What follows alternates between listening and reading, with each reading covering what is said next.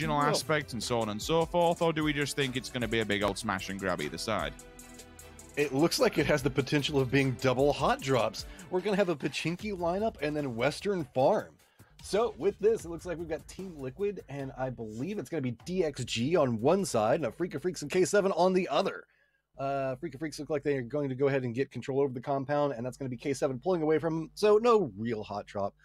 Boo. But on the other side, Pachinki, it's going to get a little bit hot. You know that Team Liquid loves to play around this position, and DXG made this play off of it, and Bison coming in off the go, and Ibiza says, nah, man, Pachinki is ours.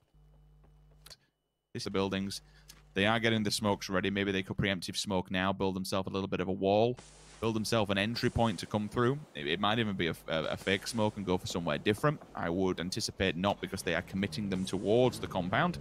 So here we go, Matt. This is it. Live or die, we shall see.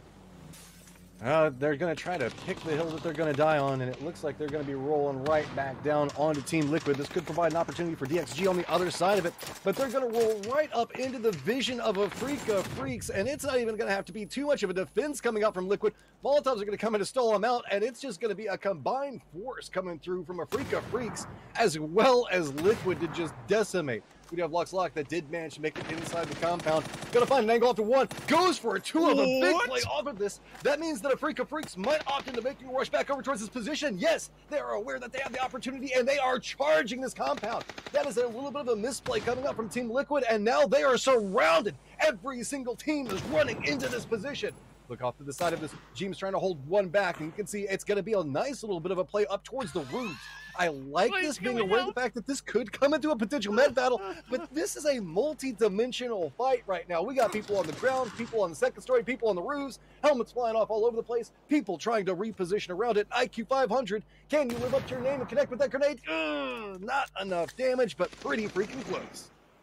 I have never seen something go from 100 to 0 real quick in the former Team Liquid, and then the game go from 0 to 100 back again. Like, initially, I saw the explosion in the corner. I'm assuming he put a gas canister down, shot the gas canister, which pretty much decimates K7. Then all of a sudden, Lockslock, who somehow makes it in the building under cover of smoke, takes down 2 of Liquid. A Freak of Freaks EJ comes in, denies the res onto Mexi. MBK will fall. So this has just been, like, Liquid's downfall of allowing that one player inside the building. Again, there's 2 sides to that story. You could say, okay, maybe Liquid should have, you know, back themselves up into one building and consolidate their entire roster. But now the circle is going to force this fight. This is not the center point. This one hurts. You have to try and take out as many players as possible.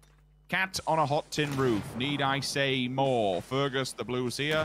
And even just small amounts of damage, Matrim, will get the job done, because the blue will finish the rest of them. Off the roofs we go. And it is just a bloodbath. Clib barely surviving. A Freak of Freaks is out, and not only that, they get canisters you can do 3 things with. You can pour the petrol on the floor in a certain area. You get a certain amount within it. It will ignite, and it gives you a nice area of denial when it comes to the fire. The second part is just leave it standing when you shoot it. Huge explosion. Again, area of effect. You can do whatever you want with it. The second part is you can actually throw it in the air.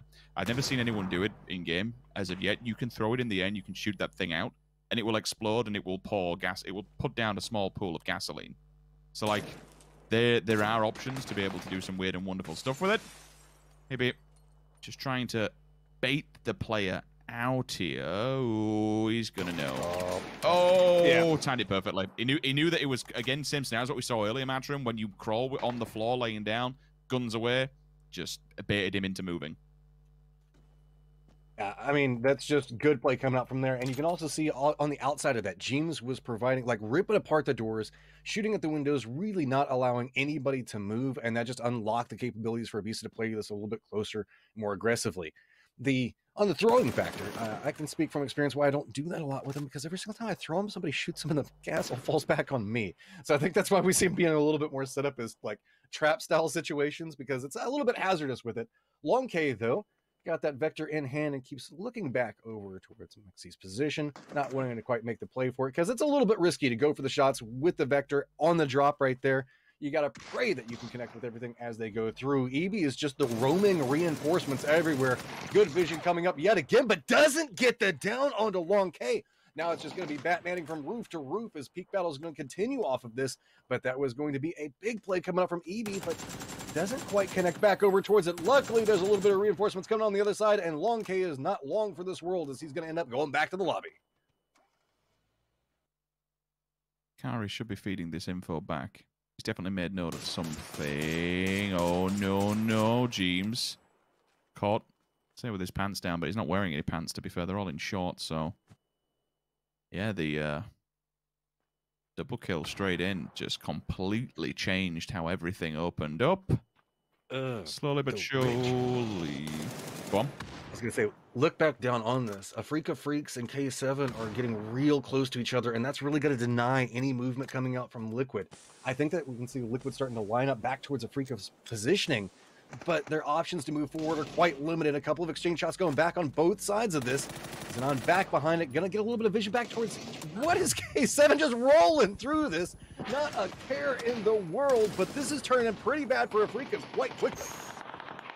Yeah, Clib's also gone. Mexi will answer back onto Kari, so he's been eliminated. Rather unfortunate. Smokes go down, but nades there. K7 start to roll into the fray now. They've all made note of each other's position, and it's time to really get stuck in here. With DXG not available on the map, they only know there's two of them uphill no matter which way you look at it. It's a trifecta of teams in a very triangular formation, so just listing for any audible cue here, Team Liquid. It's a 2 versus 2 versus 4, K7. Chomping at the bit to try and get involved here and see if they can pick up these free frags. Afrika Freak still top of the charts. The molly's there for the knock. The burn away should be real. And now they have some room to be able to move up. Hansia is still lurking for Afrika Freaks. They have to be very aware of that. K7 comes in. Savior to save the day and confirm the kill onto EJ. I'm just waiting to see at which point Liquid strikes. They are in a 1-1 split here. Ibby's a lot more central. Mexi's playing the back. Oh, no. Okay, from the mist, from the smoke. The Ghost, he's wrapped behind them. This is not good. This is all going terribly wrong in the smoke, finally. Afrika Freaks go down. It's time for Team Liquid to make a push. Do they have the information? Oh, my word, Matron. They are so damaged. Ibby, does he have the backlines? No, it's Mexi. With the DBZ, away we go. Up close and personal with the shotgun. No. Do you see him? Do you have the info? No. It's actually Savior to come in and try and put a stop on this one. Ibby's making it work, though. 1, 2, thank you. And all of a sudden, it's into a 1 versus 1. The final player in the circle. It's come down to the very last spot, and it's a...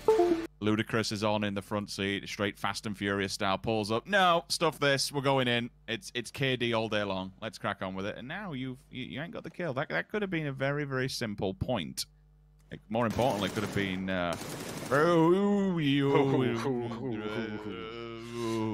Imagine waiting 5,000 years to kill James and then just driving away and getting killed like that. That's one that burns the soul just a touch. Sight position onto them. EB's coming right down below this. IQ 500 doesn't have time to make the read back over into this position, so it's going to make it a little bit more difficult. EB's just running straight up onto here. 500 IQ does manage to get the shot back over towards EB and get the down onto him, but it's going to be Afrika Freaks that hears it, gets the shots back over towards him, and he goes down as well. He is safe-ish, but good luck getting that res. Where's the rest of Liquid already on the run back over there to try to help out EB? DXG, are they going to make the counter move back around into this? Afrika Freaks is going to benefit from this massively if both of these teams start a big fight, because that means that they don't have to run a gun against the zone. So Long K now getting a vibe from what's going on up the top of him. Good spray coming through onto that one. Gets it down onto Mexi. That's going to be pivotal right now as multiple members of Liquid are down right as soon as the zone is going to be coming in. Grenade goes just a touch too long. So Afrika Freaks just sitting there. All eyes beat back over towards him as K7 just chilling, getting control over everything in the northern corridor. Now it's just going to be on to James to make this one make a little bit more sense for his team. NBK, Long K can't quite get anything. Is that going to be enough? Not even going to make it up to the point that's going to go for the grenade. So that res should come through. Liquid in a lot of trouble, but really weathering the storm right now. Into the center, and it's going to go to some pretty, actually, rather open terrain. Like at the moment where you're kind of looking is where it's going to be going. It looks like Liquid's actually sending it towards Slogs. Keep an eye on the kill feed, see if that comes through. They're trying to do the drive-by through the smoke. Woo! The kills. Oh my. He just run it. You know what? If guns don't work, cars do. All right? If you can't kill them with a gun, beat them with a vehicle. Just rolling away from this one, saying the fact that, okay, that is too much for us, and kudos to Team Liquid for surviving that, and what was a very precarious situation for him, getting the reses back up, and while making their escape, just absolutely demolishing the line for K7. Savior trying to figure out what is even happening around him, gets his feet back over towards one. Everybody's lining up, but it is just lambs to the slaughter right now as Liquid is just strolling through the north, just destroying anything that is approaching around them. One member up back behind him is Xenon, trying to creep back through, but I think that Team Liquid has a read on what's going on with this. With this hillside, it's buying a little bit more space away from a Freak of Freaks. James is holding everyone back onto a different angle, so that way everybody has time to try to finish this one out. Xenon's trying to find an angle of approach, but just can't get anything out of it. Mexi's doing a great job of just using the third party, realizing whenever he wants to step forward. Great vision control there. Again, Team Liquid getting the reses. How are they managing to get away with this time and time again? The circle's now coming in. K7 has nowhere to go. They're firmly surrounded. They've got the blue zone back behind them. It's just a matter of time. And there you go, getting dimed back down. Blue zone's going to go ahead and eat that one. Ooh. And now we have a firm lineup tied 35-35. Team Liquid versus a Freak of Freaks. I'm so glad you brought that into perspective. They needed that one frag point to be able to jump them in the lead, but instead we find ourselves a 4 versus 3 scenario. Freak of Freaks. They do have the hillside. They do have the open ground. Team Liquid. They do have the man advantage. This is where maybe, just me, things come into play. A cat onto Mexi. Now it's even Stevens. Now it's time to go. And all of a sudden, Hansia from the back lines, but the response is there instantly. James turns on a dime, but Clib has fallen. So 2 versus 1 will now engage. EJ, is this a bridge too far? You're on a hillside on your own, but that nade, it could be fantastic. They're blinded. They're both hiding behind this vehicle. There's nothing he can do with the blue on the back. The only way forward is to walk into Team Liquid's open arms. Death's warm embrace.